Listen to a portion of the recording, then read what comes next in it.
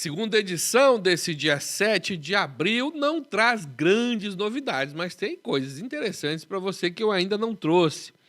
Sérgio Moro sendo confrontado com a sua realidade política. Você sabe que essa porcaria se filiou ao PL de Bolsonaro para disputar o governo do estado do Paraná. E aí eu já deixei aqui a minha pergunta: o que vocês têm na mente de colocar esse cara no topo das pesquisas para governador aí, né? Mas fazer o quê? Eu sei que tem, né, maioria de gente doente aí nesse estado aí.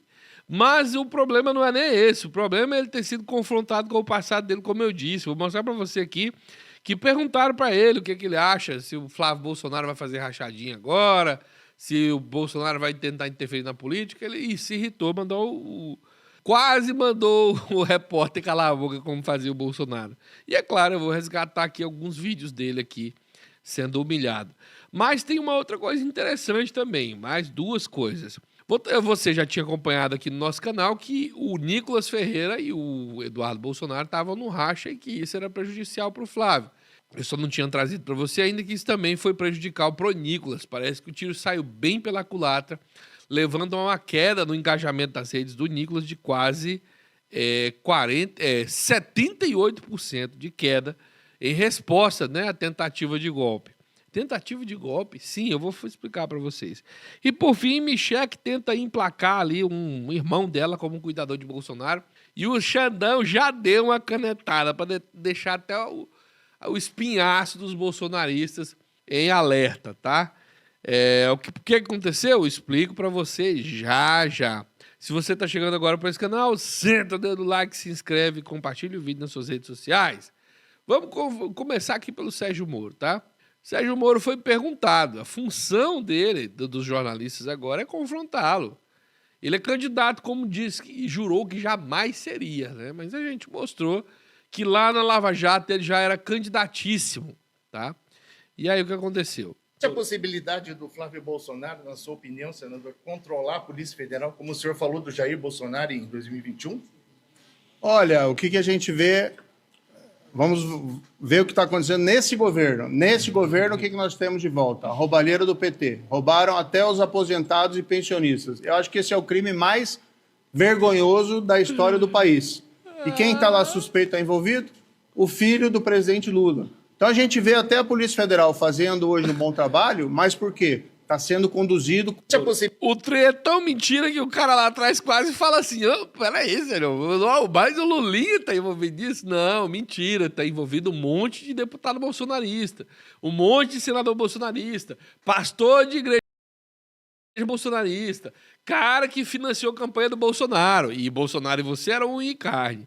Ele é tão cínico que, olha, ele gravou esse vídeo para falar que o Flávio Bolsonaro, o candidato dele agora, que o pai dele estava interferindo na Polícia Federal para salvar o lombo do ladrão do filho dele. Foi ele que disse, não adianta me processar, Flávio Chocolate.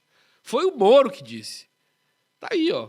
Agora, por exemplo, o presidente Bolsonaro já está voltando sua artilharia contra você. O presidente se incomoda porque ele quer desviar o foco, né? Na verdade, quando ele faz essas estripulias, seja em relação a mim, seja em relação a qualquer pessoa, o que ele quer que as pessoas esqueçam? A inflação, ele quer esquecer que quando a pessoa vai no mercado ou no posto de gasolina, a pessoa tem que deixar lá a carteira dela. Ela quer que as pessoas esqueçam que ele desmantelou o combate à corrupção. Ou seja, que o governo... Mas desculpe aqui, eu não quero ser ofensivo para ninguém. Esse governo é muito ruim. Né?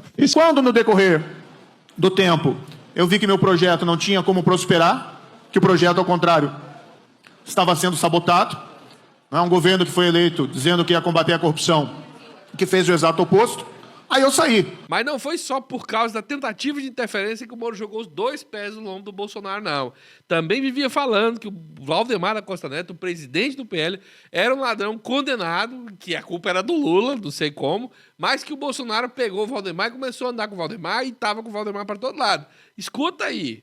Que hoje quem manda no governo Bolsonaro é o Valdemar da Costa Neto. Quem manda no presidente Bolsonaro é o Valdemar da Costa Neto. Mas hoje, por exemplo, um dos caras que manda no governo é o Valdemar da Costa Neto, que é o cara que foi condenado por suborno no Mensalão, que era o cara que estava com o Lula. Então ele pegou os caras que estavam com o Lula e tá tudo com ele hoje. Sim.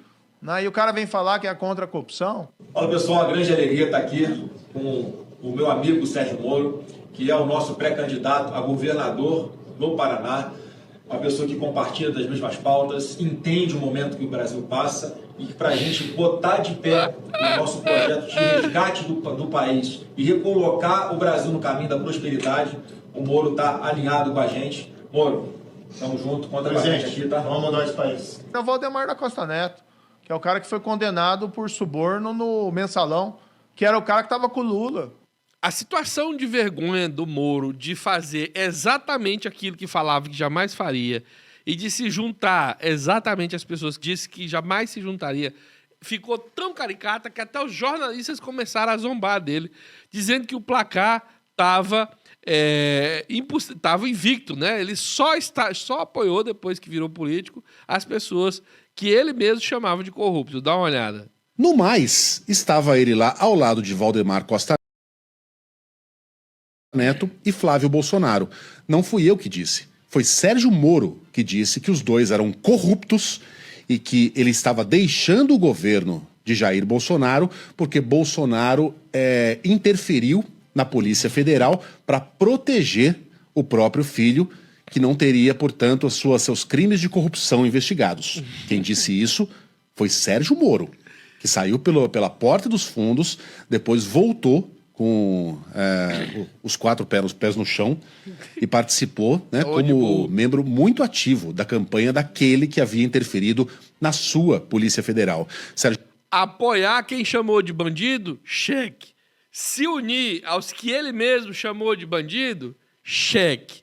E condenar os adversários sem prova nenhuma, com condenação desfeita? Cheque. Confere aí, com direito ao Guedinho esfregando na cara dele. Eu posso perguntar a você, quem inocente foi condenado e preso por corrupção e suborno na Operação Lava Jato? Se você me dizer uma pessoa, Supremo, presidente da República. Eu decretei a prisão, Segundo o Supremo, presidente da República. Aí não é opinião minha, é opinião do Supremo. Não, o Supremo anulou. O Supremo anulou e te chamou de bandido, de juiz ladrão, né? Tá aí, ó. Se os 11 ministros do Supremo não sabem mais que o Sérgio Moro, então não sei mais para que serve uma Corte Suprema. Eu acho que as pessoas esquecem a questão de o que é hierarquia, né? Se você tem o nível 1, o nível 2, é porque o nível 2 sabe mais que é o primeiro do que está fazendo. É para desempatar, é para revisar.